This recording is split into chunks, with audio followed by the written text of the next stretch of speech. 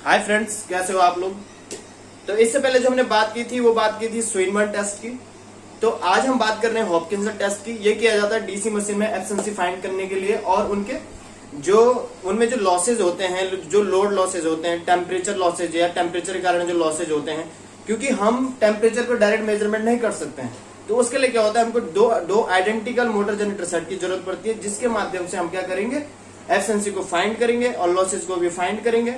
और ये हमारे क्या होता है, ये एक ऐसा मेथड है जो बहुत ही ज्यादा क्या है, इकोनॉमिकल होता है, जिसमें पावर लॉसेज बहुत ही ज्यादा कम होते हैं। मतलब सप्लाई से कम पावर लेके हम क्या कर सकते हैं, लॉसेज को फाइंड कर सकते हैं। देखते हैं किस प्रकार से करता है और समझते हैं आज इस टॉपिक को। सबसे पहले क्या होता है कि आप लोगों को दिखाई दे रहा होगा, हमने क्या करे, ये देखो यहाँ पे हमने सप्लाई से क्या किया है, मोटर और जनरेटर सेट आप देख रहे होंगे। ये हमारा मोटर है, ये क्या हमारी जनरेटर है। ये इलेक्ट्रिकली और मैकेनिकली कनेक्ट होती है। मैकेनिकली आप दिखाई दे रहे होंगे शाफ्ट के माध्यम से आपस में कनेक्टेड है, और इलेक्ट्रिकली इन दोनों को क्या है, एक बस बार से क्या किया गया है, कनेक्टेड किया गया है। ठीक है, अब यहाँ पे आपको दिखाई दे रहा होगा, ये वोल्ट मीटर, ये सप्लाई वोल्टेज को मेजरमेंट करता है, और ये अमीटर है, ये फील्ड, ये वाला अमीटर ये फील्ड करंट को मेजर करेगा। ये वाला जो हमारा अमीटर है, ये वाला आपका आर्मेचर करंट की, किसकी आर्मेचर करंट, जो हमारी क्या होगी, मोटर की आर्मेचर करंट होगा, उसको मेजर करेगा। ये जो हमारी क्या होती है, ये जो आर्मेचर करंट किसकी है, जनरेटर की, इसको ये वाला मीटर हमारा क्या करेगा, मेजर करेगा। उसी प्रकार से आपको यहाँ पे रियोस्टेट दिखाई दे रहे होंगे। ये रियोस्टेट क्या करते हैं, हमारी फील्ड करंट को कम ज्यादा करते हैं अकॉर्डिंग टू कंडीशन, जिस प्रकार से हमको चाहिए होगी। ठीक है, उसी प्रकार से यहाँ पे अगर हमको क्या करना है, यहाँ पे अगर हमको वोल्टेज को मेंटेन करना होता है तो उसके लिए हम क्या करते हैं, इसका प्रयोग करते हैं। अब देखो, इसका जो मेनली यूज होता है और इसका जो हम प्रयोग करते हैं, इसका प्रयोग किया जाता है फ्लोटिंग कंडीशन के लिए। फ्लोटिंग कंडीशन किसे कहा जाता है, उसे हम थोड़ा समझते हैं। फ्लोटिंग कंडीशन कहा जाता है कि जब यहाँ पे इस वोल्ट मीटर में वोल्टेज क्या होगी, जीरो होगी। होता क्या है, अब देखो यहाँ से क्या होगा, जैसे हम यहाँ से इनपुट देंगे, ठीक है, ये यहाँ पे जाएगा, मोटर पे जाएगा, और जैसे ये इनपुट मोटर पे जाता है, मोटर घूमना शुरू करेगी। मोटर जैसी रोटेशन करना शुरू करेगी, उससे मैकेनिकली कनेक्टेड होता है जनरेटर। जनरेटर भी रोटेशन करेगा, उसके कारण क्या करेगा, ईएमएफ की जनरेट करेगा। ईएमएफ से क्या होगा, यहाँ पे करंट फ्लो होगी। और ये देखो आप, यहाँ पे जैसे ईएमएफ होगा तो यहाँ पे टर्मिनल पे भी एक ईएमएफ मिलेगा हमको, जो आपको दिखाई, ईएमएफ मतलब यहाँ पे हमको एक वोल्टेज मिलेगा।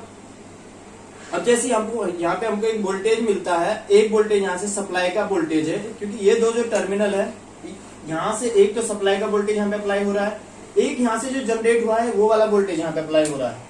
तो कहीं ना कहीं हमको क्या करना पड़ता है, फ्लोटिंग कंडीशन होती है जब इस टर्मिनल की वोल्टेज इस टर्मिनल के बराबर हो जाती है। वो कैसे करेंगे, अगर तो इसकी वोल्टेज कम है तो हम क्या करेंगे, रेजिस्टेंस की वैल्यू को घटाना शुरू करेंगे और यहाँ पे करंट को बढ़ाएंगे, जिससे क्या होगा, जनरेटर का फ्लक्स बढ़ेगा। उसके कारण क्या होगा कि इसकी वोल्टेज इंक्रीज होगा, और यहाँ पे कहीं ना कहीं हम इसको लेवल में, जैसे इस वोल्टमीटर में जीरो होगा, जीरो कब होगा, जब यहाँ का पोटेंशियल मतलब यहाँ का जो वोल्टेज है वो यहाँ के बराबर हो जाएगा। तो ये इस वोल्टमीटर में क्या होगा, जीरो हो जाएगा, और हमारा जो ये हमारा ये क्या है, फ्लोटिंग कंडीशन में आ जाएगा। अब जब फ्लोटिंग कंडीशन में आएगा तो हम क्या कर देंगे, सर्किट को कनेक्ट कर देंगे। ठीक है, अब जैसे हम सर्किट को कनेक्ट कर देंगे, उसके बाद क्या हो जाता है कि अब क्या होगा, जो यहाँ से जो हमारा क्या है, सबसे पहले हम यहाँ से समझते हैं, यहाँ से हमने इनपुट दिया, ठीक है, ये यहाँ पे गया, मोटर में गया, मोटर घूमनी शुरू करी, जिससे जनरेटर घूमा, जनरेटर से जो आउटपुट निकला वो कहाँ जाएगा, फिर मोटर के इनपुट में जाएगा। अब देखो, कुछ ना कुछ क्या होगा, हर बार लॉसेज होगा हमारा, मतलब इस पीरियड में क्या होगा, जब यहाँ पे जाएगा तो मोटर में कुछ लॉसेज होंगे, यहाँ पे जाएगा फिर कुछ ना कुछ हमारे लॉसेज होंगे। अब देखो, जब लॉसेज होंगे तो क्या होगा, फिर कुछ ना कुछ हमारी पावर कम होगी। अब वो पावर कहां से ली जाती है, वो ली जाती है सोर्स से।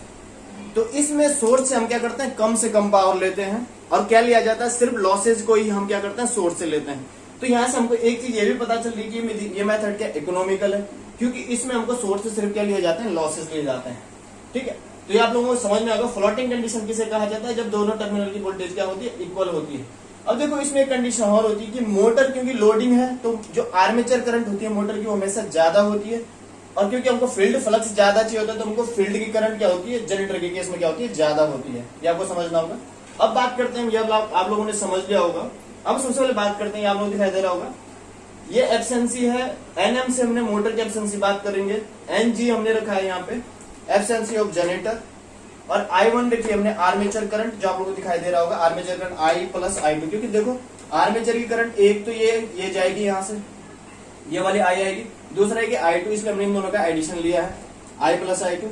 और ये I2 क्या है, ये हमारा जनरेटर की क्या है, आर्मेचर करंट है, जो आप लोगों को दिखाई दे रहा होगा। ये हमारी IF1 क्या है, फील्ड करंट है, किसकी, आर्मेचर, सॉरी इसकी फील्ड की। जो हमारा क्या है फील्ड है किसका मोटर का, और आई अप टू किसकी हमारी जनरेटर की करंट है। आई होप आप लोगों को ये समझ में आ चुका होगा। अब हम इसे मिटा के थोड़ा इसके बारे में डिस्कशन करेंगे, ठीक है।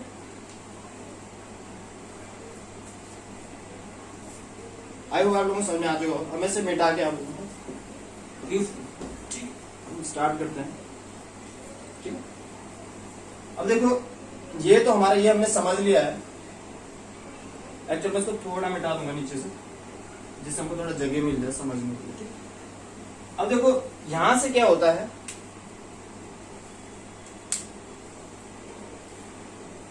ठीक है, इसको थोड़ा हवा कर देते हैं, इसको पूरा मिटा देते हैं।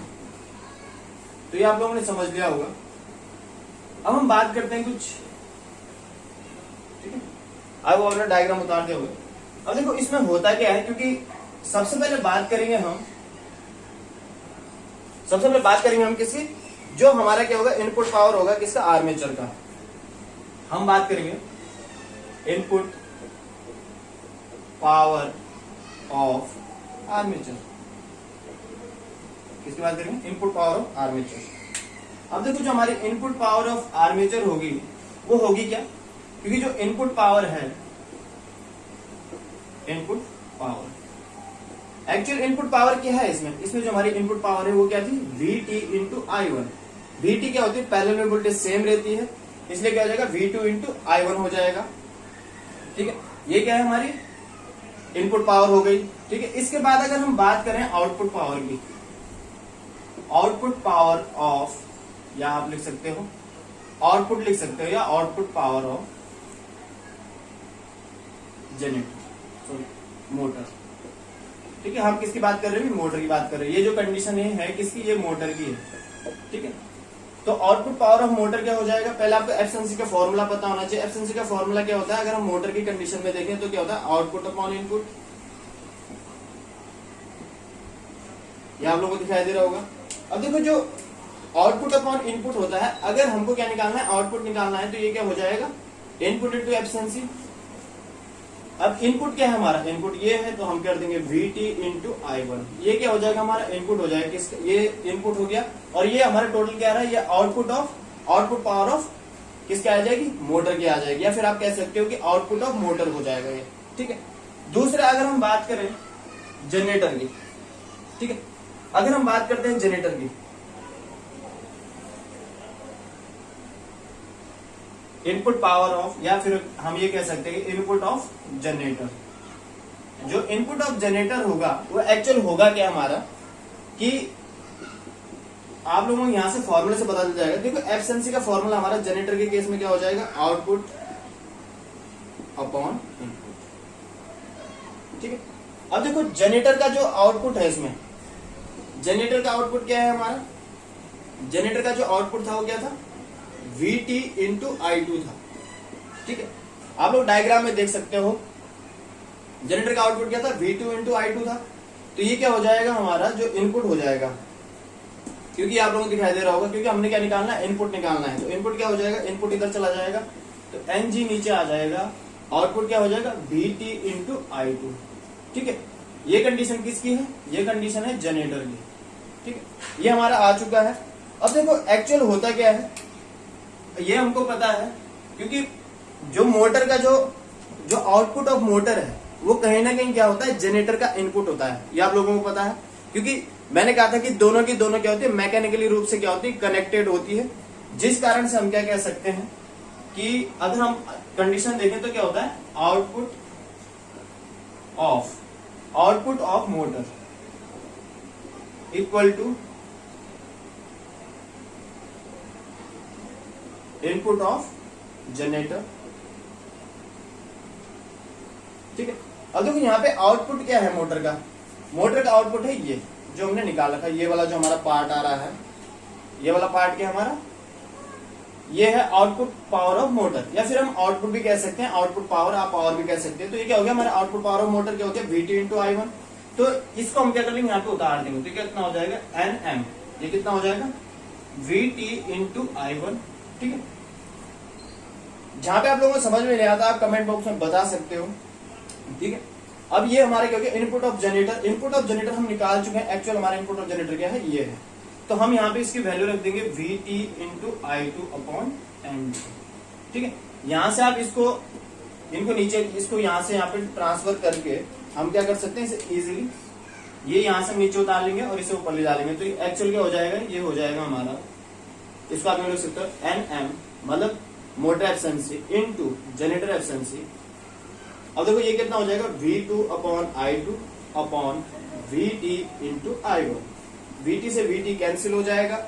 अब देखो आइडियल कंडीशन में होता है क्या है, जो मोटर की एफिशिएंसी होती है वो जनरेटर की एफिशिएंसी के बराबर होती है। अगर हम इसको n ले लेते हैं, क्या ले लेते हैं, n ले लेते हैं, ईटा है ये हमारा, n नहीं है ईटा है, इसको हम क्या ले लेंगे, ईटा ले लेंगे। इसको थोड़ा बड़ा बना देता हूँ, ये कितना हो जाएगा हमारा, ईटा हो जाएगा। इसे आप ऐसा ले सकते हो, ईटा हो जाएगा। ये हमने ईटा लिया है, सिंगल ईटा लिया है, तो ये क्या हो जाएगा n। अब देखो n इंटू n कितना हो जाएगा, क्योंकि n रखेंगे दोनों, तो कितना हो जाएगा, n स्क्वायर हो जाएगा। ठीक है, दोनों का हमने n रख दिया है, तो क्या n स्क्वायर क्या हो जाएगा, n square upon I2 upon I1। ठीक है, अब देखो जैसे हम इसका स्क्वायर हटाएंगे, जैसे हम क्या करेंगे, इसका स्क्वायर हटाएंगे, आप लोगों को यहाँ पे दिखाई नहीं दे रहा होगा तो मैं यहाँ पे लिख देता हूँ। जैसे हम इसका स्क्वायर हटाएंगे तो एक्चुअली हो क्या जाएगा, ठीक है, ये कितना हो जाएगा, ये वाला पॉइंट हम यहाँ पे ऊपर लिख रहे हैं, ये कितना हो जाएगा, I2 अपॉन I1 हो जाएगा, और इसका क्या लग जाएगा, रूट। तो ये हमारा एफिशिएंसी का फॉर्मूला किसमें होता है, एफिशिएंसी का फॉर्मूला किसमें होता है, हॉपकिंसन टेस्ट के लिए होता है। आई होप आप लोगों को समझ में आ चुका होगा। सबसे पहले हमने क्या देखा, इनपुट पावर। इनपुट पावर अगर आपको डायग्राम में थोड़ा याद होगा तो हमने डायग्राम इस प्रकार से बनाया था। ये हमारी क्या लगी थी, यहाँ पे मोटर लगी थी, और ये हमने क्या कर दिया था, आप लोगों को दिखाई दे रहा होगा, यहाँ पे हमने क्या करी थी, I1 फ्लो करवाई थी, और यहाँ पे टर्मिनल वोल्टेज कितनी थी, Vt, और पैरेलल में वोल्टेज क्या रहती है, सेम रहती है। तो आप ऐसा समझ सकते हो कि वोल्टेज इंटू क्या हो जाएगा, करंट हो जाएगा। और उसी प्रकार से फिर अगर हम बात कर रहे थे आउटपुट की, तो यहाँ आपने देखा होगा Vt इंटू I2 हमने कब रखा है कि यहाँ पे टर्मिनल वोल्टेज तो फिर भी सेम रहेगी, लेकिन हमने क्या देखना है, जो I2 है, क्योंकि यहाँ से जो I2 है जनरेटर के इसमें कहा जाएगी, ऊपर के लिए जाएगी, तो कितना हो जाता था I2। तो इस प्रकार से हमने लिया था।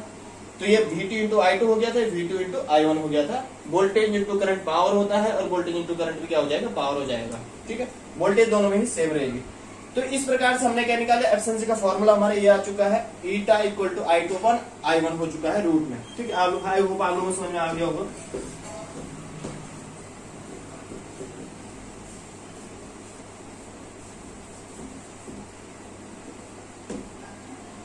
अब हम बात करते हैं इसमें हमारे जो दूसरी कंडीशन आती है। देखो इसमें हमने ये तो निकाल दिया, एफिशिएंसी का फॉर्मूला तुम्हारा निकल चुका है। एफिशिएंसी का फॉर्मूला क्या निकला है, I2 अपॉन I1। ये किसके लिए होता है, हॉपकिंसन टेस्ट के लिए होता है। अब जो दूसरी चीज हमारी, अब हम इसमें देखते हैं, अगर हमको रोटेशनल लॉस, मतलब जो नो लोड पे जो रोटेशनल जो हमारे क्या होते हैं लॉस होते हैं, वो किस प्रकार से फाइंड किए जाते हैं। तो जो हमारे नो लोड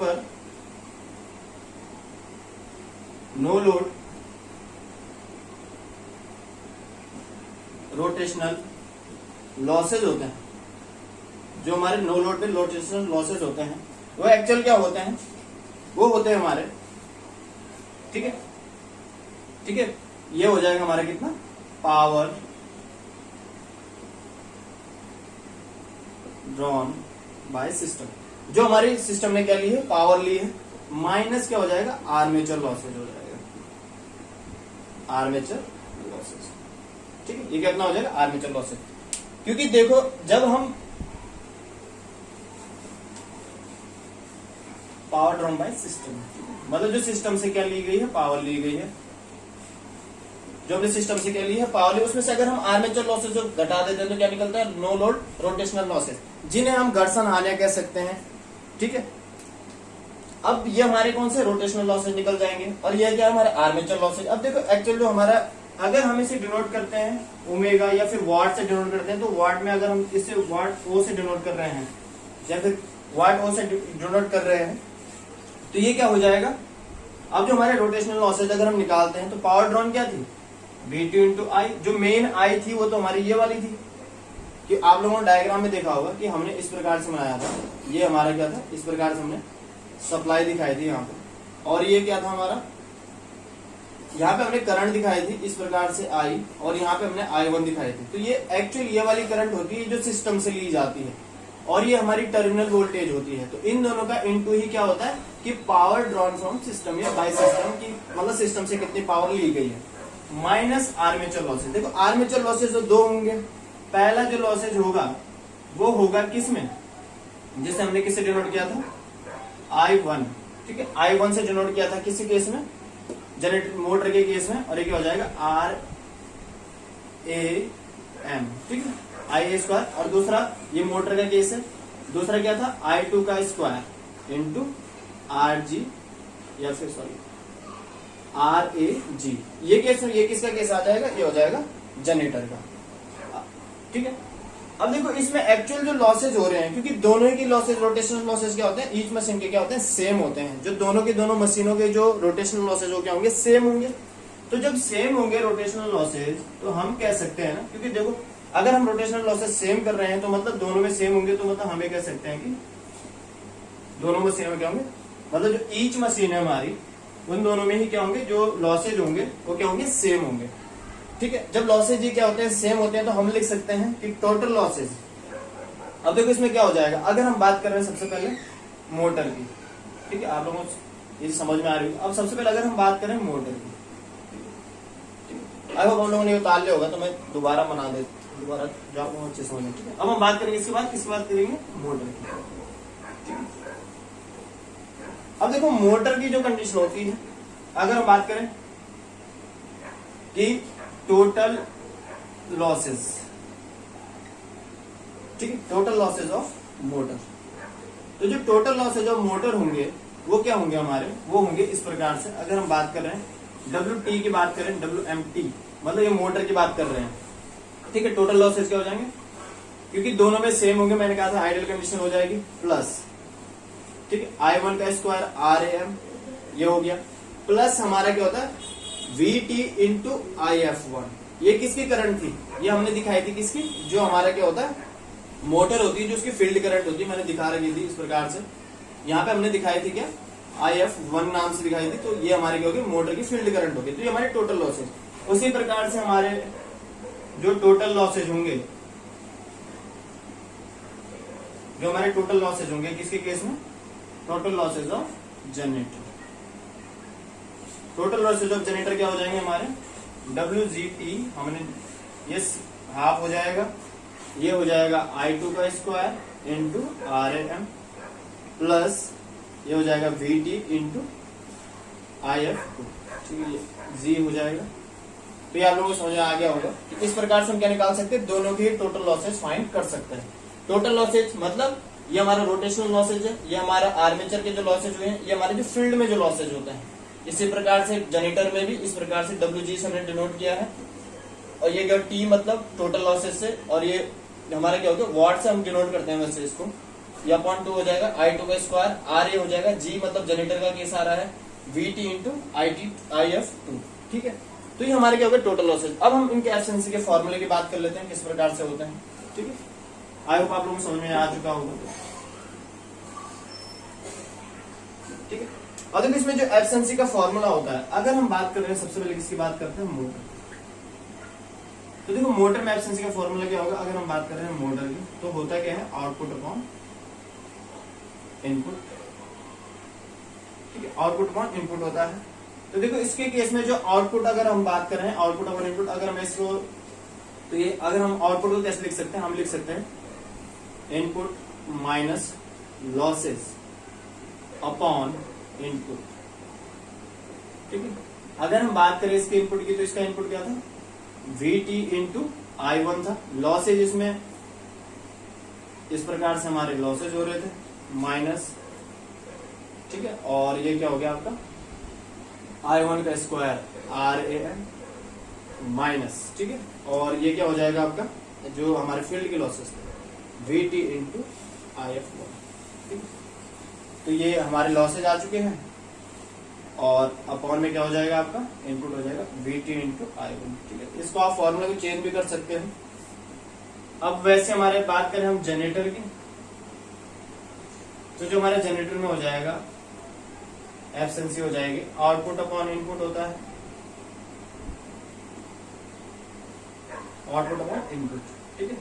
तो आउटपुट क्या हो जाएगा, हम इसको आउटपुट यूं ले लेते हैं, आउटपुट अपॉन, ठीक है, ये कितना हो जाएगा आउटपुट प्लस लॉसेस, ठीक है। आप इसे यूं ले सकते हैं क्योंकि इनपुट अगर हम इस प्रकार से लेते हैं तो ये आउटपुट क्या हो जाएगा इसमें VT इंटू I2, ये हो जाएगा VT इंटू I2, ठीक है, प्लस ठीक है, और ये आप लिख सकते हो I2 इंटू RA का, ठीक है, G हमने लिया है क्योंकि हम जनरेटर की बात कर रहे हैं, और ये कितना हो जाएगा VT इंटू IF।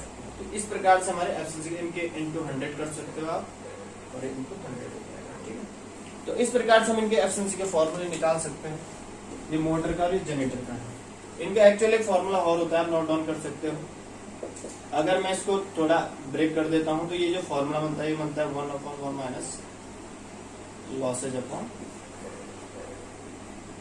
ये हो जाएगा कितना, ठीक है। आप इसे इस प्रकार से लिख सकते हो, इसको भी आप इस प्रकार से ब्रेक कर सकते हो। तो ये कुछ हमारे हॉकिंसन टेस्ट के बारे में बात की, कुछ इंपॉर्टेंट पॉइंट के बारे में बात कर लेते हैं, ठीक है। आप इसे नोट डाउन करो, ठीक है। आई होप आप लोगों को समझ में आ चुका होगा। सबसे पहले हमने आउटपुट देखा, तो इस प्रकार से इनपुट माइनस लॉसेज होता है। अगर हम जनरेटर की बात कर रहे हैं तो जनरेटर के केस में ये वाला हमारा फॉर्मूला हो जाएगा, ठीक है। अब कुछ एडवांटेज की बात कर लेते हैं। देखो, इससे हम दो चीजें फाइंड कर सकते हैं मेनली। इससे क्या होता है, पहले सोर्स से सिर्फ कौन से पावर ली जाती है, अगर हम बात करें सोर्स, ठीक है, अगर हम बात करें सोर्स से, तो सोर्स से सिर्फ कौन सी पावर ली जाती है, इसके जो मेरिट्स हैं, मेरिट्स की अगर हम बात करें, सोर्स से केवल कौन सी पावर ली जाती है, सोर्स से केवल लॉसेस के बराबर ही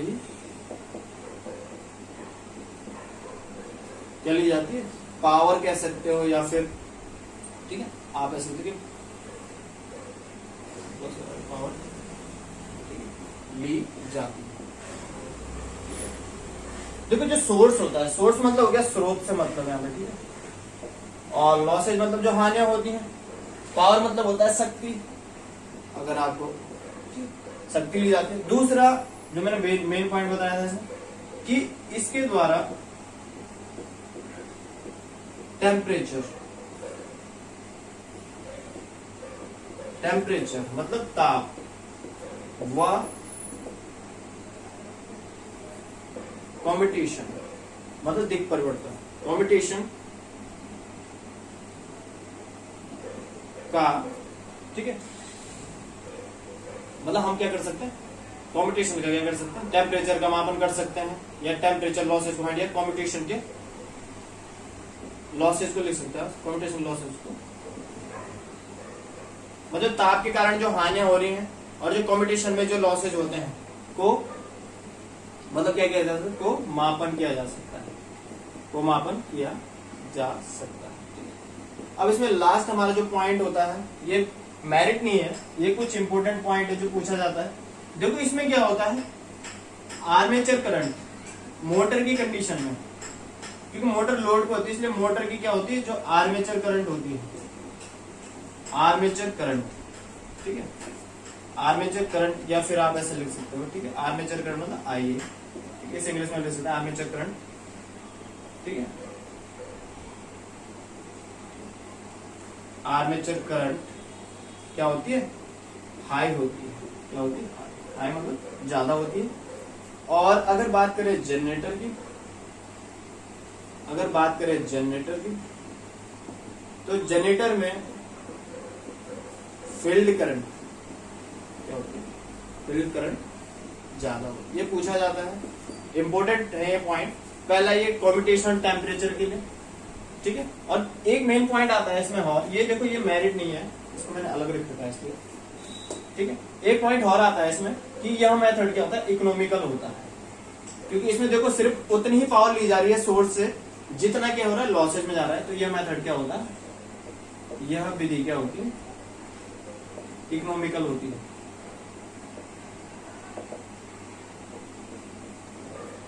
ठीक है। और फील्ड करंट क्या होता है, अब देखो ये तो हमने बता दिया। अब ये वाली बात कर रहा हूँ, जो जनरेटर है, जनरेटर में फील्ड करंट क्या होती है, ज्यादा होती है।